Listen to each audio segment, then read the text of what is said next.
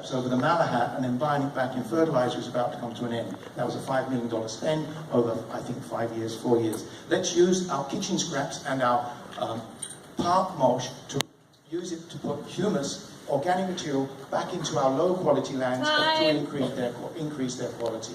We have the solutions here in Saanich.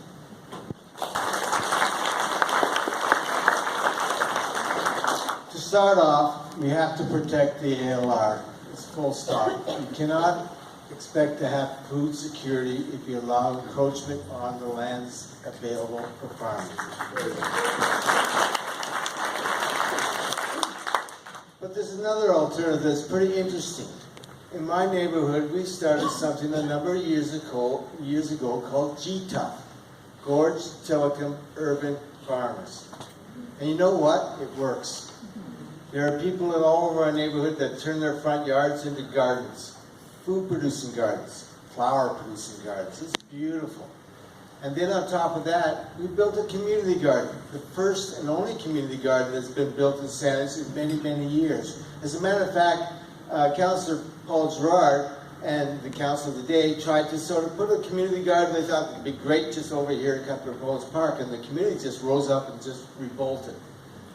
But we didn't disregard the idea of a community garden. We said we have to find a better location. So we did. We took some time and we looked at Gorge Park and we looked at a large field in that park and we said, can we use part of this park to create an urban space where people grow food?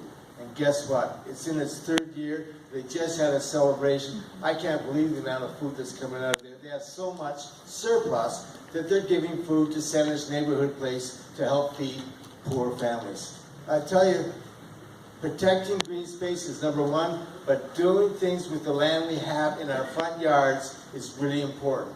We can all do this, a little bit at a time, and guess what? Every little bit adds up to a lot.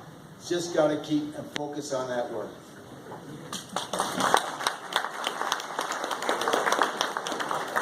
We're almost done, folks. Thanks for your patience. It's time for closing remarks. We'll start with Rob, then Fred, and then Richard. 2 minutes each, please. So, this has been a very long day for us. We started off this morning at CFAX. We went to the Victoria Real Estate Board. We've been to Berwick House, and now we're here. I'm very pleased to see how many people are coming out to these events. That means there's a keen interest in Saanich politics today. I'm very, very pleased to see that. I want to be part of that political landscape for the next 4 years. My job as mayor would be to make sure that this council is the best council Saanich has ever seen. On a positive note, we want to make sure that everybody on that council is enabled to do the work that they want to bring to the table. Bring their special skills and expertise to that table. I want to hear the ideas. It's not my idea that's going to be the best idea at the table. It might be somebody in the back of the room. I don't care. The best ideas will rise up, and I will help those ideas be moved forward. We cannot allow an organization or a leader to say, my ideas are the paramount ideas, you've got to listen to me only. That's not the way it's done. As a leader in the Chamber of Commerce, I enabled the people around the room. I accepted and looked for diverse opinions. It's really important to have that person over there to not agree with me. And then we can sit down and start talking about what we do agree upon and how we can move things forward. I can remember when we first got involved with the Gorge Telecom Community Association, we had a lot of people that didn't understand land use. So we created an event and we paid for it ourselves, $26,000, to find out what we needed to know about land use. And guess what? At the end of the day, we all agreed. We learned something, and we found a way to move forward. That's what I propose to do as mayor of this community. Vote for Rob Wixon on October 20th.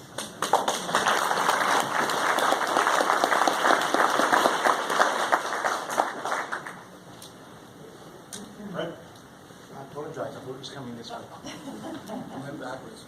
Thank you very much.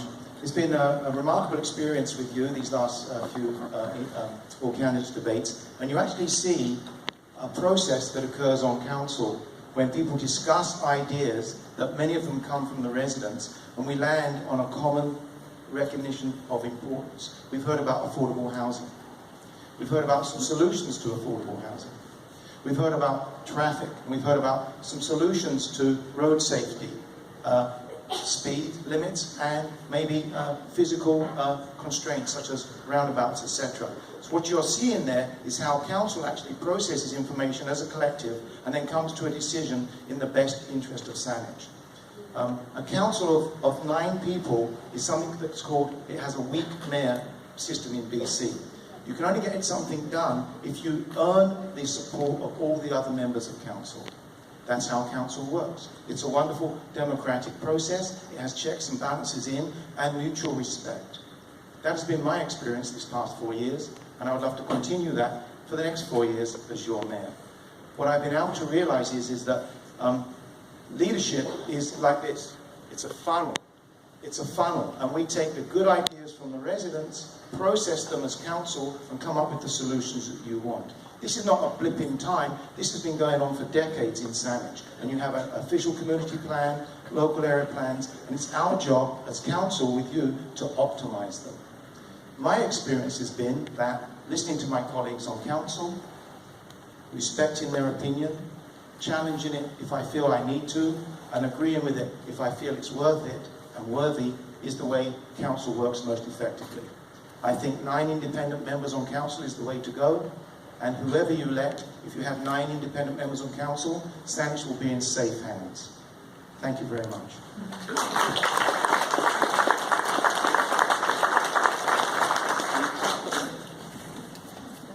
Well, thank you to the Community Association for hosting this event. There were some really good questions, very tough questions for the council candidates especially, so my hat's off to you. I think this is going to be a very special election. I think there's going to be a very high turnout. There's a lot of interest, and the turnout's going to be even higher when you engage with your friends and family and share what you've heard here tonight and get them involved in this process and get them to vote. It's very important.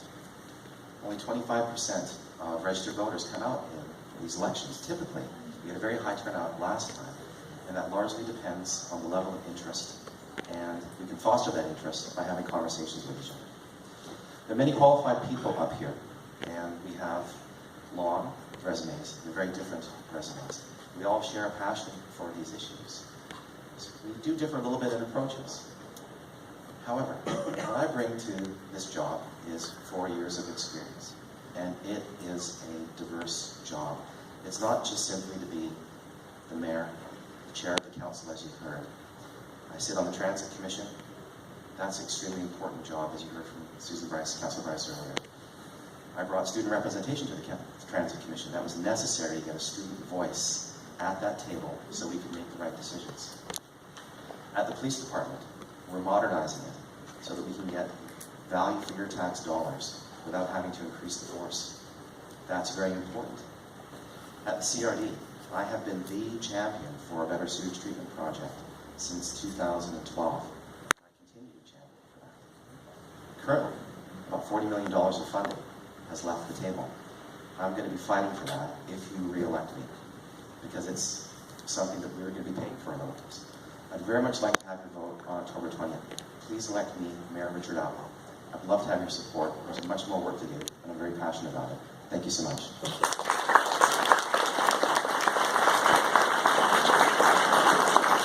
This concludes our all candidates meeting. Thank you very much for the candidates, and we have another round of applause for all of them.